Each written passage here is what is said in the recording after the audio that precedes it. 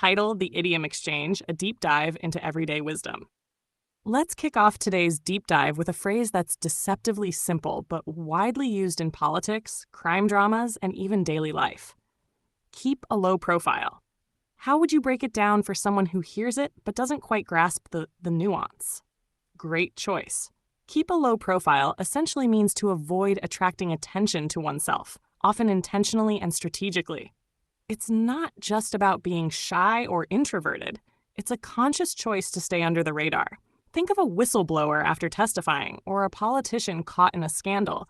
They may choose to keep a low profile to avoid media scrutiny. In Breaking Bad, Walter White does this in the early seasons, trying not to raise suspicion while secretly building his meth empire. It's also used in everyday scenarios, like a student avoiding drama after a fight in class or a celebrity dodging paparazzi. Synonyms might include stay out of sight, fly under the radar, or lie low. That connection to character motivations in Breaking Bad is a perfect segue into another idiom rooted in emotional intelligence. Let bygones be bygones. This one always strikes me as both a personal and cultural attitude toward forgiveness. What do you think it reveals when a character uses it? It speaks volumes about growth and peacemaking. Let bygones be bygones means to forget past offenses or grievances, to stop dwelling on what happened and move forward. It's often used to repair relationships, whether personal or political. For example, in The Crown, we often see monarchs and politicians using diplomacy to let bygones be bygones after historic rivalries. In daily life, it could be an estranged friend saying, "Let's not bring up what happened last year. It's time to let bygones be bygones." It signals a desire to heal. Related idioms include bury the hatchet, turn the page, or move on. There's definitely a psychological element to that one, an emotional shift. Now let's talk about something far more accidental but still human: lose track of time. We all say it, but what deeper meaning can be drawn from that expression? Lose track of time captures how people can become so absorbed in an activity that they forget the passage of time. It's about immersion. Artists, gamers, or even lovers might say this after realizing hours have passed in a blink.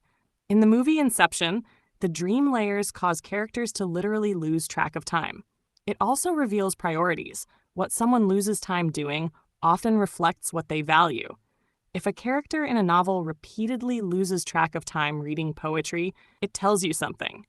Common equivalents might include get carried away, be engrossed in, or be lost in the moment. Beautifully said. It's interesting how that idiom flips from innocent to irresponsible depending on context. Like a pilot losing track of time wouldn't be romantic, it'd be disastrous. Speaking of uncertainty, how would you unpack play it by ear?